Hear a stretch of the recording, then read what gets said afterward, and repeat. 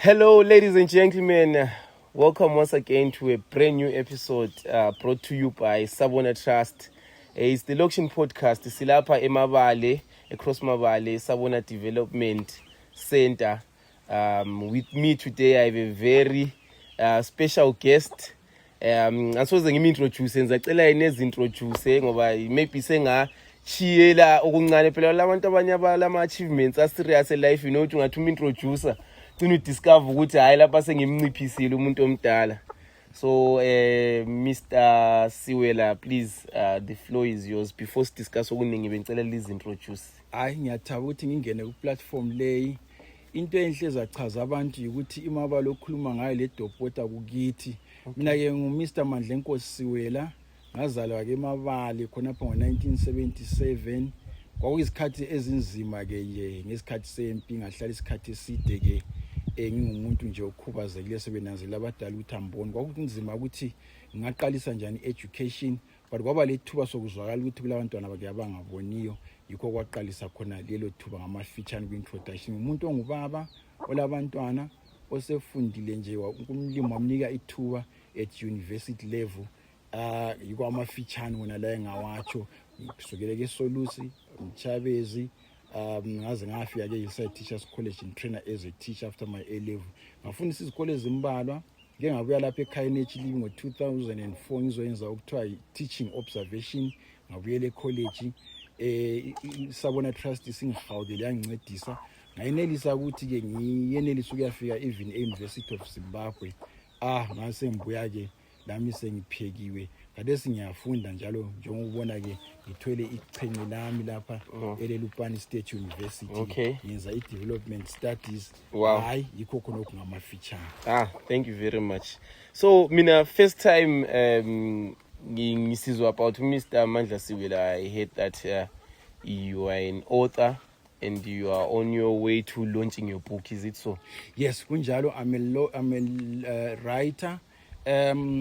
What made me to write this book kulula kabi ngakhangela ama-challenges angangiwafesa ngisesemncane. Lamanye ama-challenges afiswa abantu abakhubazekileyo. Khumbula ukuthi abantu abakhubazekileyo ke bayimkhakha ke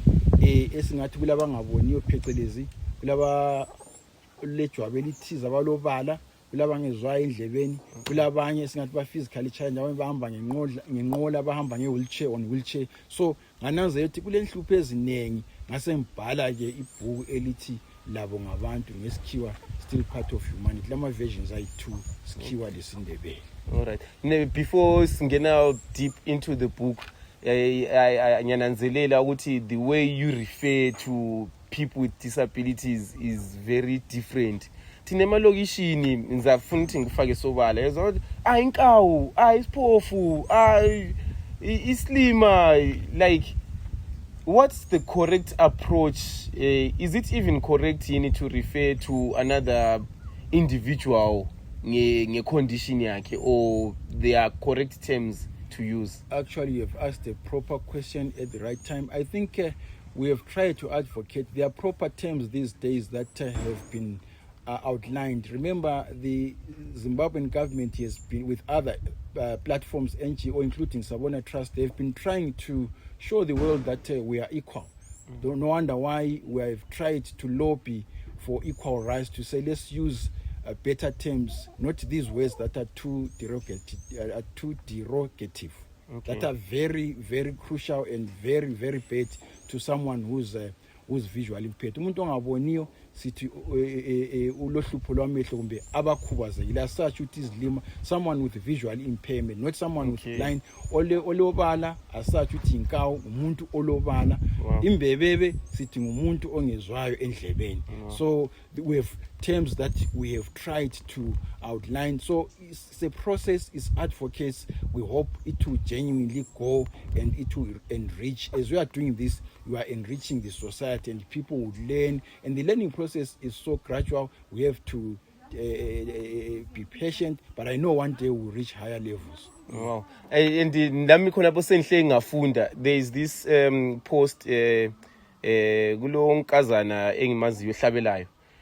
She's living with albinism. So wayenza ivideo ku Facebook ekhuluma particularly ngesishona esithi vanhu vanongoti msope, you don't say that, you're not usope. So my question was ngesindebele ke, but kade selingicacisele. Yeah, ngesindo esithi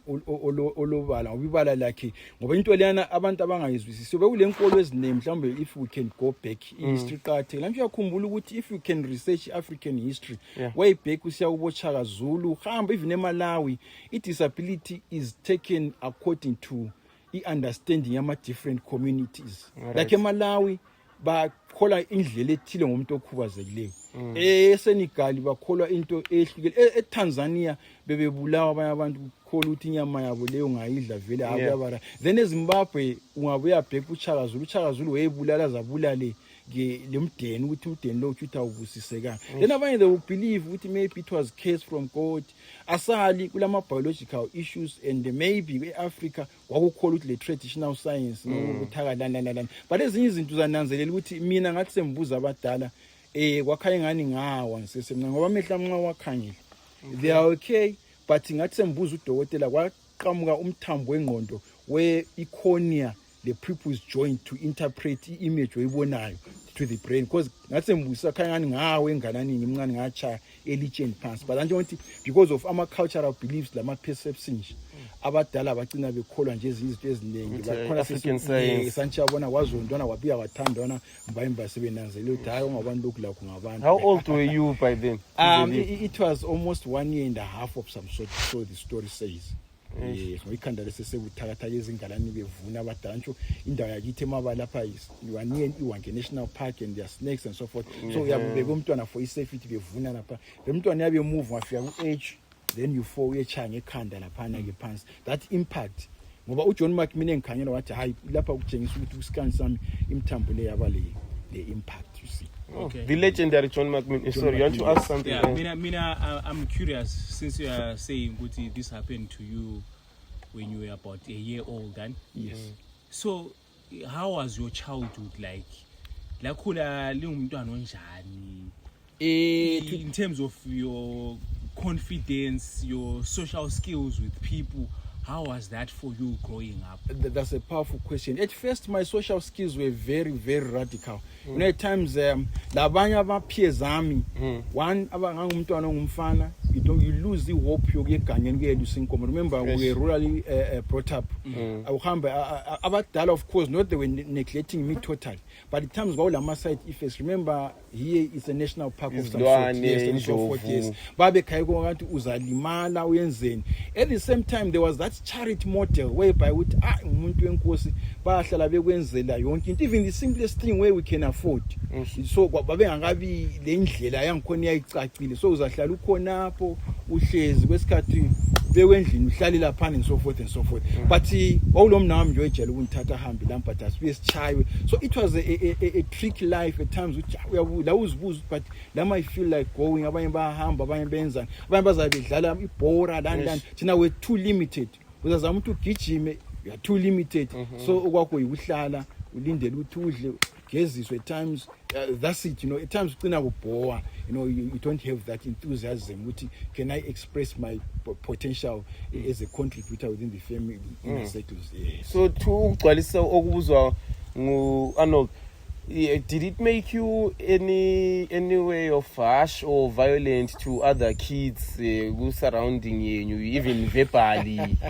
That's a powerful question. At times it was assumed that I was harsh. Blind people talk a lot. That's why you see even today, some people they say we talk when we challenge these legislators about our rights. We started as childhood because la uzabuzama who's expressing. All right. And abanye abantwana bayakwanisa ukuthi bekuqale.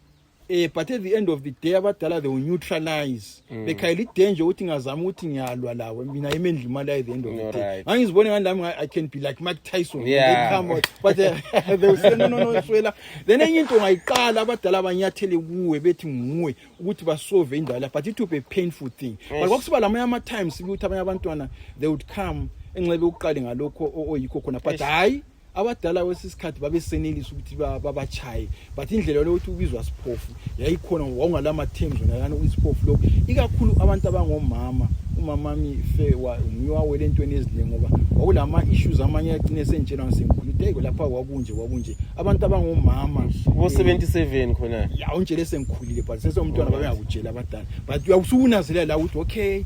laphana yes it's true ngoba umama ba sideline kakhulu ngezikhali zayo women agenda issues to mama babekhalelwa njani so wesinxa ngumama okhubaze lo mntwana okhubazekile kuba lamanye issues for instance I can give you a good example abantu bebeyazo ukuthi amhlophe emntwaneni ozeleyo kuyathathwa ekhaya isikhudu lami kwenzo amhlophe but later nxa sebenanzelela ngale so siyanye ulibona unazibani uzele umntwana okunjani umama lwana uzizwa vele eyeyisekile ngendlela eyayivela ikhona kudala ukuthi kwakukholwa ukuthi abantwana laba vele bona banjani yeah I can feel it ukuthi ipain ekhona ukuthi abantwana phela time abazicontrol khona kuyanele ukukhulumile ukuthi okunye kuvela from abazali abazali behleba khona bayana endlini ithi umntakazibani sesidlala sesisodwa lapha egcekeni singabantwana bani lo so like it was a tough life then even sesifunde esikolo sesifunde primary remember thina were the pioneers esolusi lapha engaqalisa khona ukufunda kwasokuvuliwa ama units igovernment solusi primary school advent le eMasabatheni awule special unit yavulwa but even though when it was still a church institution abantu babeqala ukusibona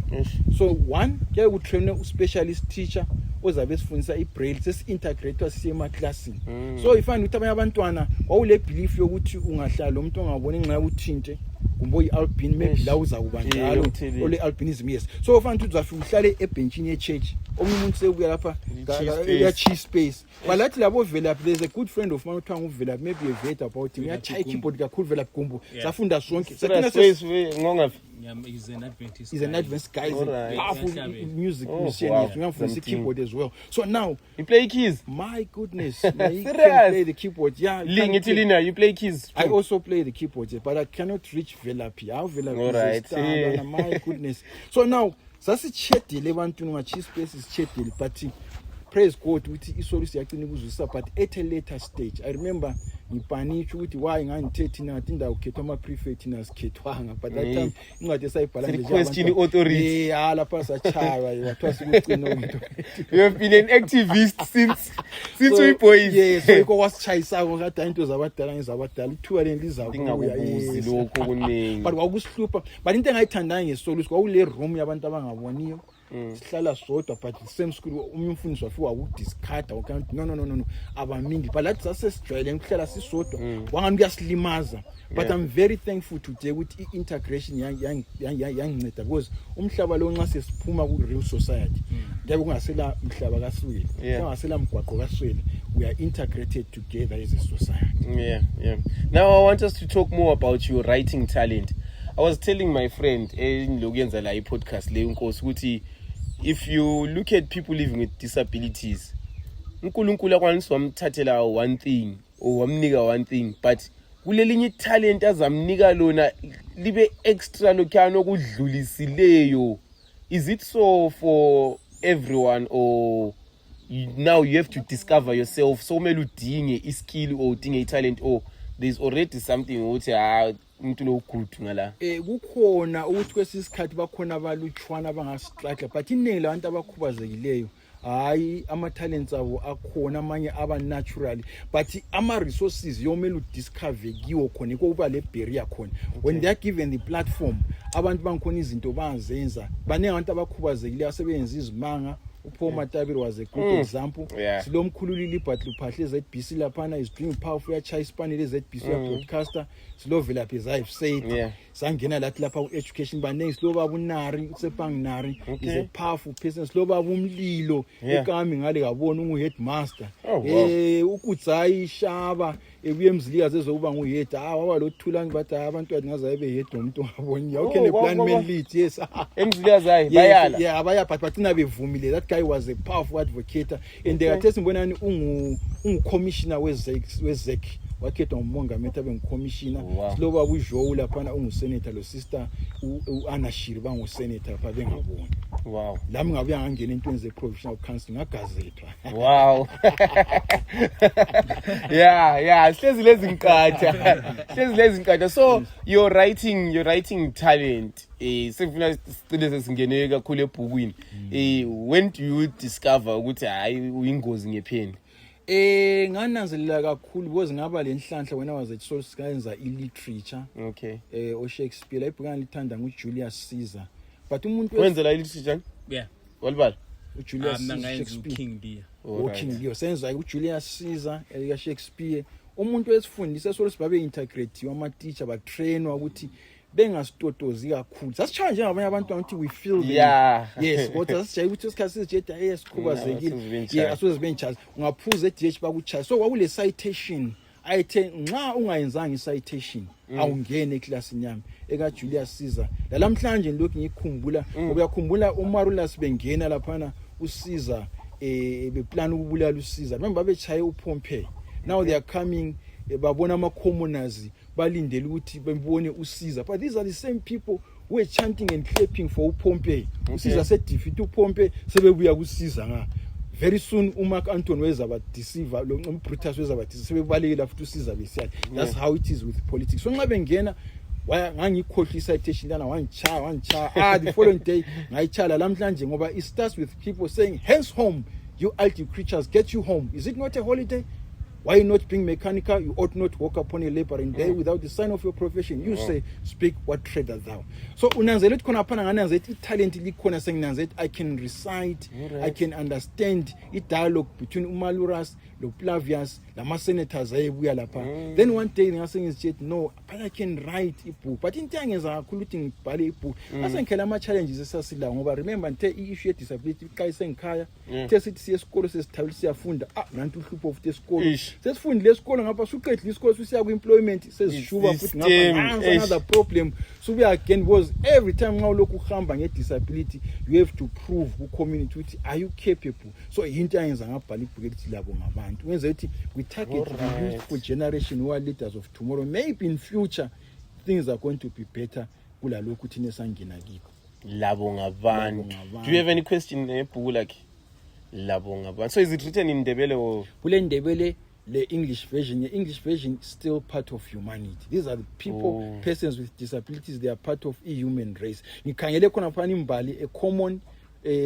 umlingiso othiwa nginqoba izitha ngamnika ibizo wakhaya esekhangelelwa phansi wasuka wahlupha ngapha la waphila le disability yakhe yini wele visual impairment wahamba lesiye esikolo wafika ngale so you are playing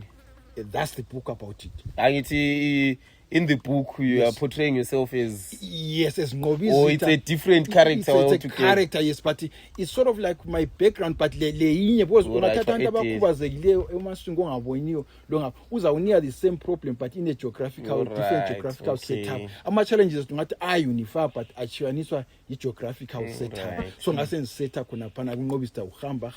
a challenge esikolo khona phana aze efika ku employment sector but ekucineni enda nge happy ending linanzelela ukuthi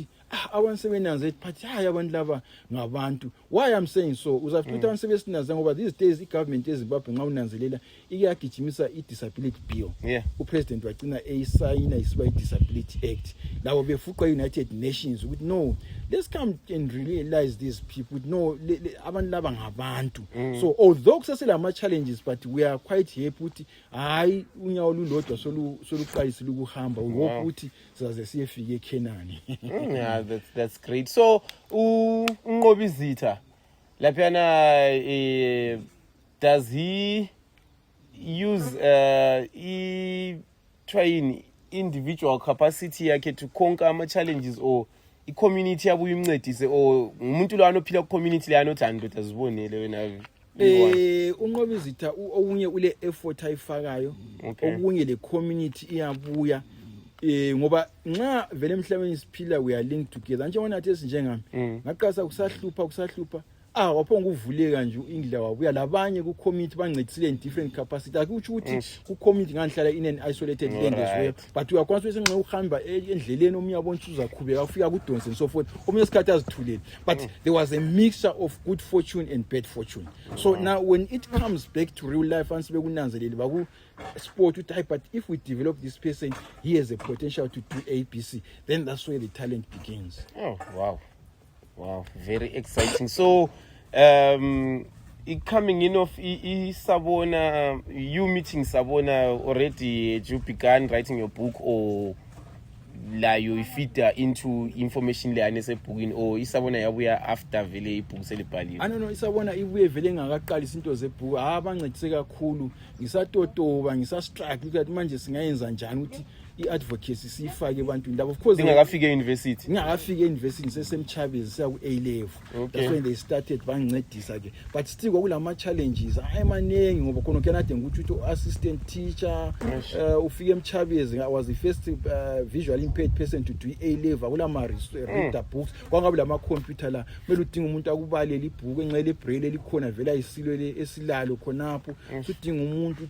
that time kwaseselama tape recorders because into yokuqala uEnglish wayengithengele i-tape recorder whereby you recorder wanqabe kubalela so it wasn't an easy work it was very difficult but we want to thank the world of technology of coming with such devices although we still need with ngabe ama privileges la cascade aya kwabanye bethu ngoba I still believe iMath ilabantu abaningi abale disability but abayehleka ukuthi ba elevate because of ama constraints akhona ukuthi i-advocacy lenxa engayenziwa yikho kwamfuqa ngabhala ibhuku elithi laba ngabantu ngoba khayithi even ama authors amaningi ebephuma eMath Sound ibhuku lenxa wangikhangela lama characters wonke find there is a Shona character there Shona speaking character there is a Ndebele character speaking there is a Tonga there is a Tonga ngayiyakhela ngendawo zakithi usukela wanke Jejo Mavale Jecholo ndoki ngihamba ngicascade kulantu bakomdimbo siyansoni but in different names ngizama ukubonda ukuthi all these tribes should unite in one agenda ukunanzelela abantu abakhubazekile labo bangabanye and I think that's beautiful. I love that you mention ukuthi you seliyela set ama records kwezinye izikolo ukuthi ongela pass rate good ufike lithi I was talking to Arnold ngenye day sithi after waqeda A level wabuyela to former headmaster wakhe wafika wa donate uniform though to headmaster but uthi nikane esinye student so like do you have ama success stories zenyu lina as a teacher ukuthi the student sami lesane silaphiyana sesike sanyenzela lokho even engayenzelanga lutho but uthi yathi sizwa kuthiwa ulight okobulawayo student sami lesana engamfundisayo hayi anyaziqasha kakhulu baningi ama students abanye bembacelela bangena imisebenzi ngeke ngingenisa abanye ku army is better noma i-compassion uhambe ku army uthi ngumntana nami bethi hayi sesimthatha sola sesizwela wena ukuthi ukhubaza bekuvele sokugcwele kulomunye umfana ade dlala ibhola la kuma juniors ayalenza asejele kundobhe endonsa lapha eJocholo esikoleni bengaphiwanga ukuthi lo ukuhamba ngihambela kwalenza that day bam discover italent lakhe ngibonana lo baba uHerikano uDube was my former hillside principal then wasesinika inumber womunye coach abananze ethi umfana ule talent so he's trying his luck there so abanenge abafana bancedisile ngoba labo they were tools to me and I've also discovered ukuthi ngispread la ngikhaya lebantwaneni bami ukuthi nxa ufika abanye abakhubazekileyo nyake ngithi ngesikhathi ngeholiday ngiyethatha omunye umuntu okhubazeke ngimcele bazalini nami ngihlale la colleague yami laphana babe inspired ngibone ngani that's a way of advocate because remember these youngsters are future leaders of tomorrow. And then to someone ose Gwanda kumbe ose Harare uthi wow I want to read this book ulithenga ngapi seliphumile kumbe nili ku pipeline or ibhuku sesilipublishile sisalindele i-launch ade siplana lo sister English kule launch ade sifuna ukuyenza sisalibambile asikaliqedisisi lona seliphelile vele liku-publisher likhona sathola la ku-curriculum selahamba njengoba lizwe i-audio ka-minister abalivuma ukuthi ibhuku leli is good now into esele ukuthi nje singalilontsha ngoba ilontsha labe sifuna kube yi-advocacy platform whereby we sit labantu abakhubazekile sidinga abanye lezakhamizi nje dramatize wasiplanile yes usisi yade ngisebenza la ngizothiwa wasishiya yes but I trust silence on this one yes may so rest in peace. So asiplanile ukuthi senze i-advocacy platform whereby sibiza abantu abakhubazekileyo asibe kwamanye amazinga khona kena kuyenza abantu bakuzwisise better kungabi ime engikhuluma la nje issue yakithi la labanye abangaba khona balalela ukuthi hayi but kulabanye asebehambe a big milestone achieve izinto ezinje khona kena kuzenza kuchintshe i-negative attitude lezinye izinto esihlangana lazo in life i-perception leyana ukuthi abakhalele phansi. So what's the future like for you now ngiyabona lapha i-ID yakho i-Bachelor of Science Honours Degree in Development Studies? Are you going to leave education? You are pursuing another path, or kuyahlangana konke kulenye i-vision ekhona phambili? Ngile vision ekhona because I've challenged a lot of people to say course level is part of education. Education ayifi ngoba yonke into vele i-education. But now nginanzele ukuthi kuzangincedisa njengoba nxa uyi-development practitioner kumele uyithole i-development studies ngoba icover izinto eziningi. Ananze ethi path engihamba kiyo iyazicover kakhulu lento ze-advocate nxa sesikhala ama-gender issues ziyazithinta kuyangincedisa phela nxa ngifundisa abantwana mbe nxa nje wangizahamba unfortunately samiswa into lezi provincial councillor ngivele ngene ngicanga ukuthi ngiza influencer isifie se-disabilities ku province yethu eMat North. But I'm happy the Global Village is understanding ngoba it is kule summit engaba khona e-UK that we are planning to do bafisa ukuthi abantu abakhubazekile kulezinto esiselela kizo ikakhulu ku-world of business and the industry asibathole somabhizinisi abantu abakhubazekile so the world wants to make a turnover so besike sayenza nje virtual we are planning so izinto zonke zonke esikuthinta ngoba alibala lona ibhuku yakuthinta sikuthi abantu abaningi abangabonyo basilela entweni eziningi even ekuvoteni nothi ekuvoteni nxa ungaboni for example uzabulokhu uhamba lo muntu usiyamnyenyezela awuboni ukuthi ufake ngaphi uhamba ngokholo okwethu ukuthi sizakubona inkosi isiza nge-judgment day but kule ndlela ezilula whereby so kule tactile system whereby ungavule unyobo into so ufaka iphepha lelana ufaka ama-cordless earphones suvala kukutshela ukuthi lapha izikhala lezi uthatha ipen sukwathi laphana la kulo candidate dwala semfaka u-X wami lapha ngoba i-challenge la ngazisenza i-braille for instance nxa ngisejojolo ngafaka nge-braille ngiphosele lapha babevele bekwazi ukuthi umuntu phela ongaboni lapha ngiswela so ngiyo ovote usihlahla ngibutshani alright ngandandela abanzima lamnxa ngishete njengababonayo ngafaka laphana kuba nzima ngiyaba le challenge kuzesini sibuleke yahlupha sibule jojolo ngicina ngithethe umntana nami omnyongo inkazana but not low uthi no lingathi ngibuye lo muntu umfana mole 18 years yena lo bathi hayi ngathi no umntwana amfuqele enkhatshana ngahamba asale sikhuluma sisodwa bese limbiza ngathi zwanini abantwana angibafundisa ukuthi what policy umntwana uzonjengisa ibizo umuntu manje very suitable wona basebesithi suyinvolve underage politics but yena lona wami uyabele 18 angwazi ama interest akhe even umkami ngiyobonile ngumama Madube athatha kodube uthi mbe lesithandwa sami angikwazi la ukuthi sicabangani kwenye uza nje dating fakile la nxa ifake kuhle umuntu ongaboni uhlupha nge-one thing angithi uyazi indaba leyana kuba particular uzathi wena unike inkukhu ngithi ngekho ngabona uhlafuna imbuzi ukunike imbuzi uthi wena uhlafuna inkomo yabona i-question yangikhona iyakhona but singaba together lami ngibe neutral ngokholo akundlimaza uzamfakela ukuthi u-X uba umoya amfakile but usozahamba ezilimaza uthi hayi kambe umoya ngabe efake kuhle engabe fake ku hayi but umoya ngabe fake ukuthi but khona kana kuyandlimaza mbeni mina sengikuthumezela $200 in say UK suthatha uArnold selisiyayithatha etown anoyimalini uArnold bakufakele 50 bakufakele 50 anjabona so these are the things esizitshoyo so sagcina silokhu silwisana nje lezesini ukuthi hayi ikuvuma ukuyithatha but amanye amazwe akuvumi so izinto zonke ezesilokhu sihamba iadvocacy continues and continues and continues interesting but speaking of money just out of sheer curiosity sikhuluma lapha off air you once mentioned ukuthi there is a software where you can determine ukuthi umuntu lo unike i-notes enganani in your personal experiences have you ever encountered someone who has tried to scam you akunika imali athi ngunike $100 yena ngunike $50 ukabili omunye wangenza emchoveni yala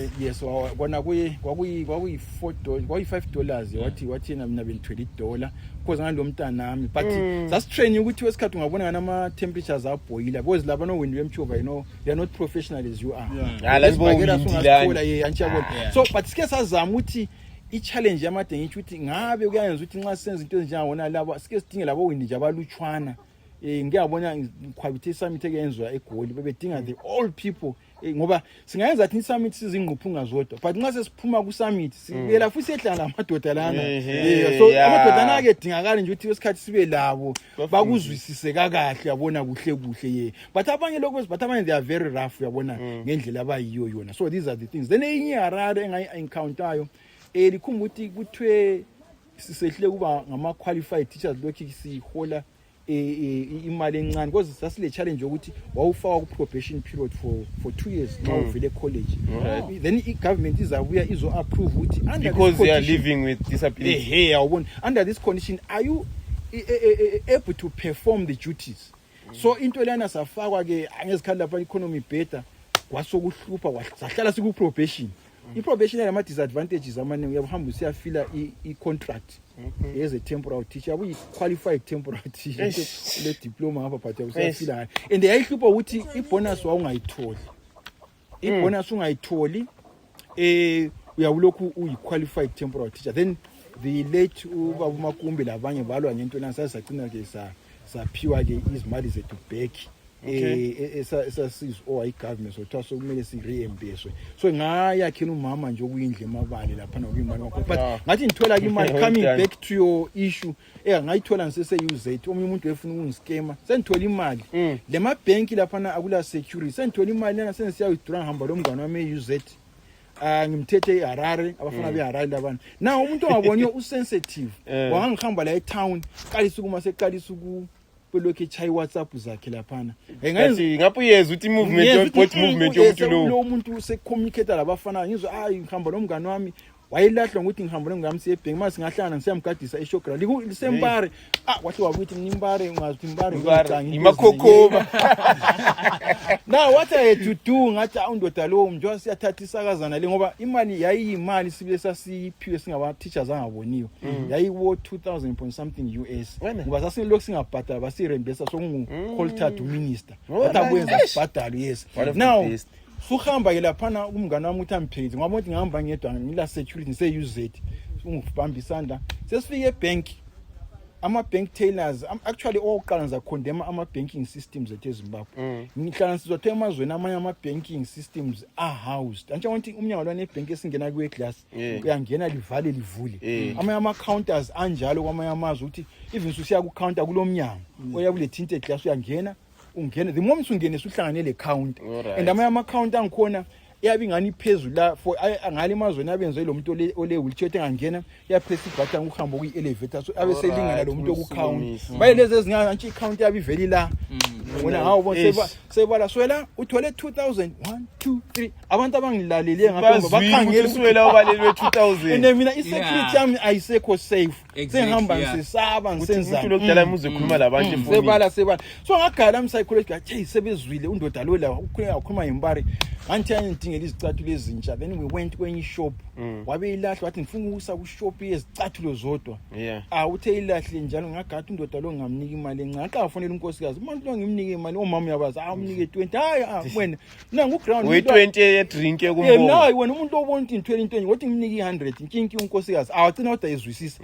sesifika phela mina ndoda ngizakunika $100 ukubonga ukumbulala ingqondo vele uthi engasafuna ukuthi uthenze njalo wabe sedinga izicathulo lokho endingile bhoda babe ndihlalise etshono lomnyango yena wabhoda because it was a big shop uma ubhlona babe tshintshana ama-shift I think that company was so big umlimi wangenzele enye into babe suku secular sokubuya omunye uthi efika kimi abantu vele ngabona umuntu ongaboni yara eca ukuthi sizocela imali Shaman can I help you ngathi very good yes you may you can help me wathi ufuna ngathi mina ngifuna kule indawo ngichapsa 3 streets lo mgana omote I learned to lie that day for my security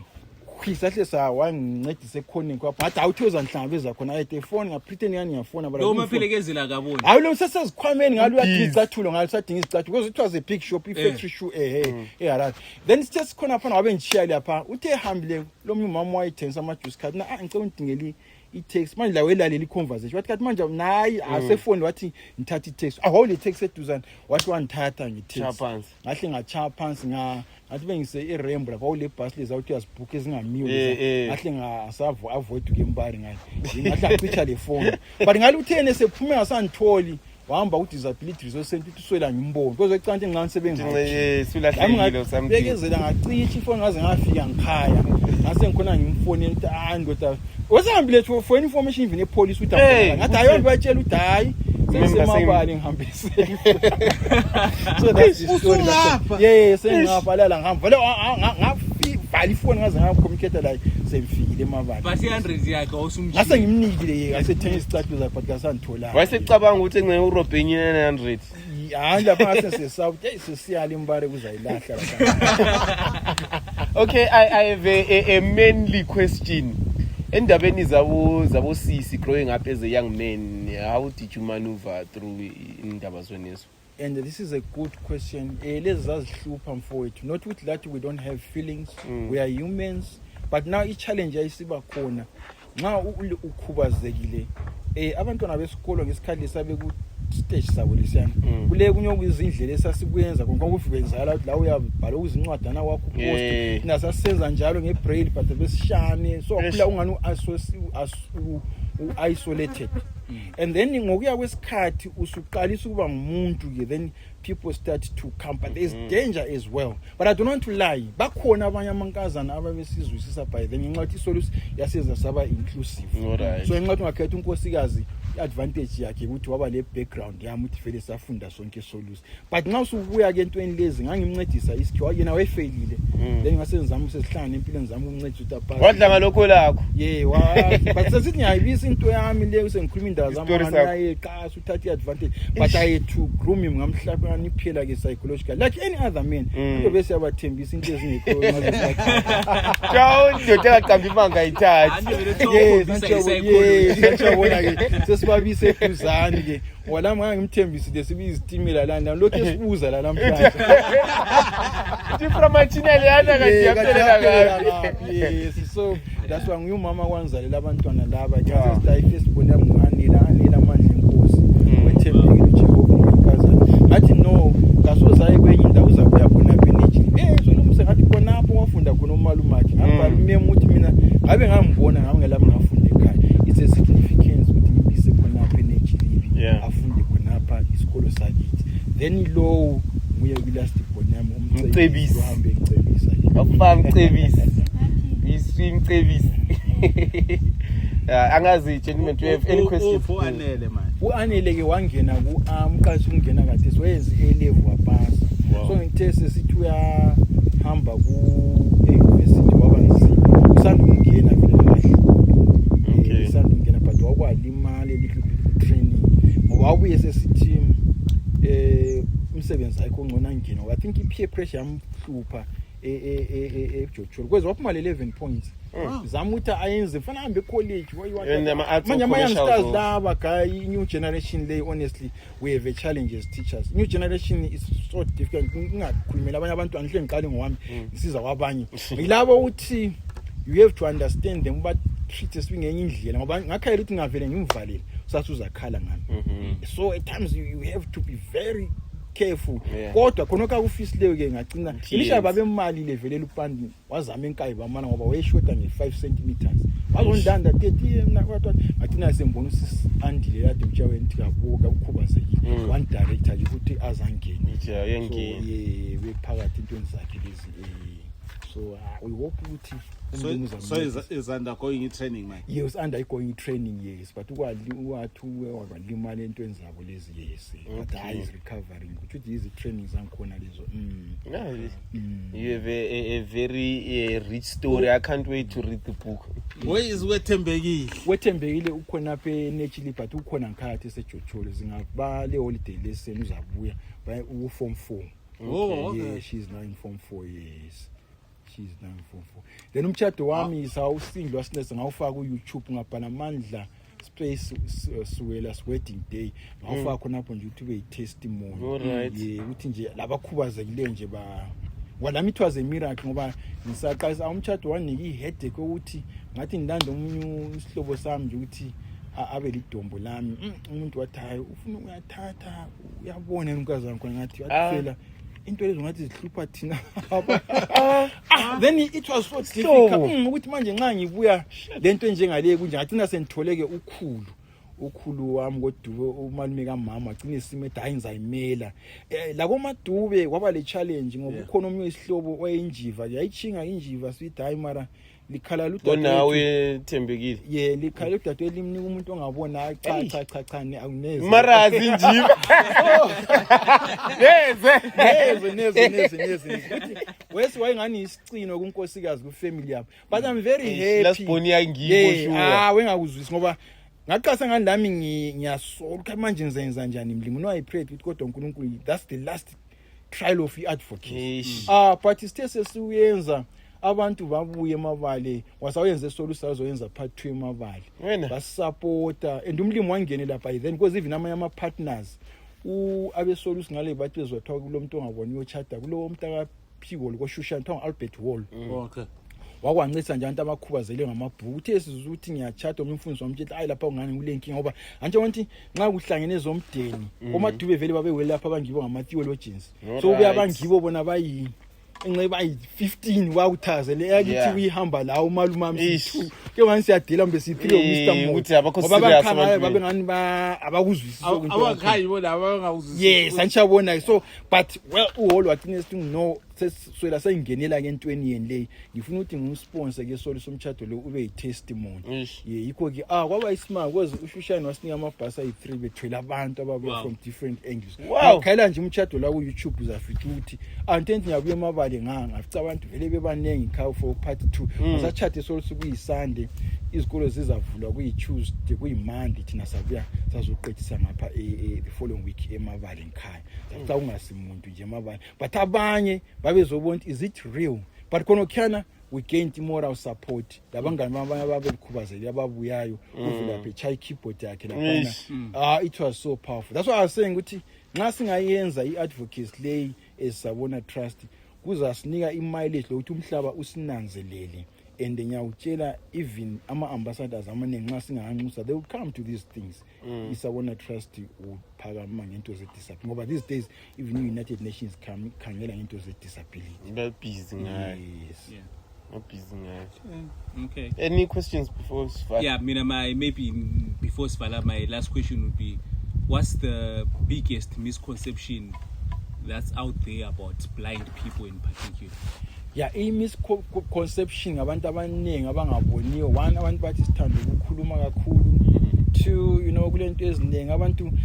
abasizwisisi into eziningi nxa ufika endlini kakhulu omama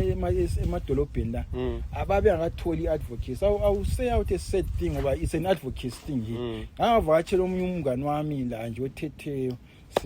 uyavuma ukuthi ngikwenze eze advocacy ngokho so now unkosikazi wakhe engawuzwisisi ukuzwiseka kathi sesichinto za advocate la wazophumela ecenta sola mina ngalizwisisi but kwaba yi coincidence ngingangena etoilet lapha nxa ngifuna ukuchitha amanzi into yokuqala abantu betown vele nxa ufika wena ngiyabenzwisana la ngubaba but umama nxa engazaka ahlanga umuntu okhubazekileyo that clean but nxa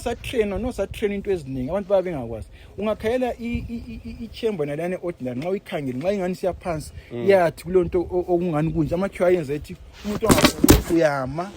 like this vele i-probability i-high ukuthi ngaze ngenzeni lami uzezwisana lana true sengichayi emanzini khona phela then now when it comes to ama-blade toilets of course lana a-tricking sahamba labantu ababonayo ukuthi basincedise but nxa ungaboni safundiswa enye into eJairos ukuthi uyathatha iphepha uliscroll sengifika lapha egodini lami iphepha lana nathi lingumqulu so ile mphumputha ngalo ngalizwe igodlelana sengijikela phakathi sengihle ngiqonda laphana i-probability vele i-high ukuthi I cannot mess up but manengi ama-issues then kunengi even abanxa besinika ukudla i-communication nomuntu ongaboniyo iqhakathekile uyakwanisa ukuthi ufike unika ukudla unika wena iglass endi awuntshela ukuthi inde mina ngicabanga engxe incane uma sengiglass lokho uze ifike kodwa ungathi ethwela ngasi iglass but ingani incane nxa ngibamba la ngufilisa ukuthi nansi sengihle nxa unika isitulo nje lapha linike isitulo anjo nxa unika isitulo esile edge uyantshela so isitulo sile edge ungambambisa i-edge lami isite yami sihliwa isitulo sikhangelele omnye nani hamba la government offices uyanika isitulo kongungiqhubela mina ngihlezi like this edge ngikona suchaya itendera so then another thing ukuthi la i-communications I've said kucace njengokuthi ngathi uswela la akulanto eyama ibench nami ingqondo yami yona Sithi ukwazi ukuthi hayi lapha so there are many things like anani bayibuza swela kobulawayo uhamba njani kobulawayo sa train ebulawayo ngayikhala I draft it's a box draft ngoba ama avenues abe from east to west then is streets lezana from north to south now nxa ufika phana into yokuqala umuntu ongabonyo nxa ngisehla ko neck umtshela lapha suko neck ulo uneck antsho umevrand lwana nguye vegetable ophambi wami uneck ugonjolozele ngu5 avenue lo 4 antsho ngamabhokisi so extreme left abantu wesikanqa besichasela ababi specific so la ngiko neck extreme left ngawukhayele u5 avenue sengikwazi okay lapha na uko neck lapha ntsho so yindlela yangikhona master thina ngama avenues anginele lihamba libona but kwamanye ama developed worlds inxa technology like ifoni yona lengilayo isystem leyi ungafaka iGP kule network right kwamanye amazi uhamba ukutshela nje lapho usungaphi yes but thina sesihamba sibuza senginga but okunye kwakusinceda umuntu angabonye usensitive even iroad terrain ngale sesabula umgwaqo lo suma ngobongo but umgwaqo sese right ngangikwathi nxa ufikela upani ibhasi ntshabi islanti sehla lapha yakususe siyangena ebridge nxa ngene ebridge ama bridge lamnya misithi lapha libridge lapha ngiyaqansa nxa umgwaqo imoto yaslanti like nxa useFatima lapha ubuyanti umgwaqo yabuslanti usithi sengikwazi kule eFatima ngikwazi ngegrid ukuthi I remember one thing ngihaniswa ngomasunda ibhasi sengingakalala ngathi ngezibhasi ithi kwakuntamba sendlule eFatima ahleze emuva hey manini badlula lapha yakho avela lapha ulenyama nqose ukushiya halfway but ama grid lana ayisincedisa manje these days ngamagodi wodwa ugcina usakwazi usunga use gridini mbeni use godini yes so that uyangazakwazi ungapha nje so these are the challenges akuyabona so abantu abangabonyo into ezinesi sizifunayo lokuthi inengi lethu ngiyakutshela ngestory sikavela thina sasingavunyela ukubamba ipiano echurch sasingakwazi ipiano injani sizwa kuhlaje babe kwakungakabi le advocate kwakule piano this side church lana ayinkulu nje church lana emakhokhobe yamasabatha ngapha ipiano ngale organ kwakulama organ akudala yani yabi lama line ayi2 then yabichanga ngonyawo so iorgan anti khale ngani yabubula durururu wathatha so sasizibuza into leyi okukhala yikwini abantu babengalanda ukuthi besi advocate then uvela abantu esesino madoda asambe ngelanga siyesinike church sizidiscover nkathi uzidoko uthina usiyinqunqunqu yikwini phela bibele yes saqasa olomfana engaboni uyebonele eduze was called Inhlanhla was short sighted ngoyesidonsa sasibambana thina leze yabi ngani yabona sesi cheat and train going there now sifike echurch lapha saqayisa ukuphumputha nomuntu wabona uperceive into ngendlela acabanga ngoba kungakwazi sifika lapha na ku piano athe sesibone yayivaliwe sesiphumputha manje lapha kuchaywa njani kungani ikhabothi hani kuyivele khona okuyinto lo but uvela lapha ngani is very intelligent ufika lapha ukuvulwa khona awuvala lapha singavula sesivula athi sithi yathi laqasa ipiano ngayifitizela mbijana ayikhali njenge keyboard yayifuna uchange ngama strings so sathi sizwa ukuthula but wabonga ukuthi nqi ubonanga wena saqasa konke sesidlalisa singakwazi ukuchanja njani then omunye upastor uthiwa Mr Egan wabephuma le office ngafica sidlalisa yiko waqalisa khona indlela ukuthi amakhwanga bethi no but abantu ngalaba ngcono siba advocate into lezi abazazi baqalisa ukusifundisa kuma piano lessons uvela bafunda ki piano as a discovery method ebonga uchaya ubonga udiscover nje wagcina of course waba lenhlanhla into wahlana lo wathola training lana lithi but onye wakudiscover wagcina ke sesiba more talented lami ke waseqalisa ukuhamba emfundisa sihamba ndandela ngemva kwami because I can play the keyboard I can also play the bass guitar wow bass my favorite so ngambhekho matabi sasingasukelana ngiyachaya isathi ngilo jazz marabini lapha yes ujazz athi abesifuna ukumnxusa kusawena le lontshe bevume because besikhanda ingoma lo vela lo jazz ethi labo ngabantu isiphithi uthi siqalisa ibhule sadilewa ngama publishers ngayibhule salipublisher 3-4 years abantu abaningi sawazi basichiya esasivele siplan labo even uYuma Sekela was very good ebantwini abakhuba sasike saplant one day singambiza unfortunately abantu abasuka bathathwa inkosi ngoba uyu wayele sifiso sokuthi azosifundisa ukublowa ama trumpets ngoliyana yes but now as ngisithandeni iAfro jazz ungangena ku piano nje ngabe ngizifunela ukuchaya iAfro jazz yes so you can play piano? Yes, I can play piano. Yes, cool. So I think to close it off, I think everyone, mhlaba wonke umuntu ozabukela whether use Norway, whether use South Africa, you will get enough testament yokuthi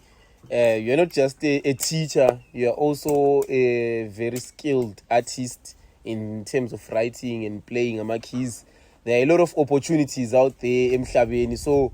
maybe this is the opportunity to say out your phone numbers with anyone ozafuna ukukudinga for maybe to work with you, to collaborate, to partner, to sponsor. Now this is the time ukuthi libatshela abantu ukuthi lina litholakala ngaphi before sivala. Okay, mina mainly you can find me ku 0778 682 786. Also my email address, that's mandlenkosiwela@gmail.com. Otherwise, I'm very free, and people should know that I don't walk alone. I support Liverpool. Edliwayo. I support team edliwayo. Lemxotsha yini uSlothi. AwuSlothi xotshani. Njengoba usala sehamba ke. Haya usala udlalile indima yakhe. You know at times nxa usukuma 30 something. I think it was a bad season for him. Remember last season when 30 something goals if I remember. Yeah, but Keru uyehle nje up to 6 goals. I was checking with my boy yesterday. Ule 6, so it shows ukuthi okwenza ngathanda iLiverpool ukuthi kulesikhathi sokuthi athi sesiswela amaphephe brain ngomunye umnyaka singabafana abancane. uBruce Grobbelaar wabuya wafika wancedisa because ukuthi uJungleman wayethanda nje abantu abakhubazekile ukuthi wangichaza ngesikhathi sika Renard Fabish esolusa emasabathini zasingavunyelwa ke ukubuya lama radio waselama people's radio banaka ayitshontshe kamalume nini hamba layo ayikhumbula iDream Team liyana yabo Peter Ndlovu sefa eCameroon eYaounde esabatheni ngale wayedlala ngeSaturday if you remember esabatheni ungavela uphambana Sabatha ayisungaxotsha phela lesikole ngathi omunye umfana kanjantshontsha ngise agri department ngani ngacatsha manje uthe ehlohla uBruce Grobbelaar ngiyakhumbula ipenalty line yacha nguMampingi Mbembane waqala wayipantsha lana wayichaya ngiyena so silalelo abantu angaboniyo uya good ku audio comment aku TV kuyasibhoka kakhulu ngoba iTV yantshona ile challenge eyi1 uya umuntu okunye uzazibonela akasoze kutshele yonke into uyaphoza ngathi Salah takes the ball. Oh, what a miss! Yeah. So at the moment they pause that naze silahlekile. But ungakhela nje wa Charles Mabhika lapha ne commenter iDream Team lese sesilandela. This is the ball now coming from Benjamin Kwala to Willard Khumalo to Martin Ndlovu. So now you'll be moving and enjoying, yes, and so forth. So abantu abanye abaningi bathanda I comment, but I'm happy the world has understood. Kulento othiwa i-flash score lapha abasenzela yona. Ungayichecka boy belapha wenza i-flash score ayibona good faster. I-flash score yana ungayivula iyakunika ama link izathi soccer what ukhetha ngathinta ngemini yami laphana isintshengisa sengiselect like lamhla bengikwazi ukuthi kudlala iManchester le Sunderland kodwa of course befisa iManchester isile Leeds Leeds like haya siyawina haya athi na sesidla league yethu next year lapha ngichedile mbijana ama game asesile hayi nalingeni ku Champions League naso kuthilo kwenu all right so that's the story. So if last call yana ile commentary yabayenzi lantu abakhubazekile so yesivulayo ngangena nxa ibhola siqalisa lapha iyabi commenta lami ngihambe nilandela ngokuqala sasile challenge I remember so singena sayesachaba abafana abakhuthile wabovelaphi sesudlala ibhola babukela iTV sithi cha nisithethe uhamba nyathi ayimfana aqala uElton Jethi ngizawutshela ibhola haya utshela ibhola ngaphela haya ula network so that's all right, that's the challenge. So we are happy that sesingenile sesilalela. Yeah, thank you very much. Actually, I would love to continue but my phone sephela ibattery but I'm sure sizayenza part 2 ibhuku seliphumile sesitshela abantu ukuthi bazalithola njani ngaphi ngentengo enganani. Yes, it's good. So ngicela uvalelisa ama viewers labo ngabantu still part of humanity. Siyabonga kakhulu viewers morally support us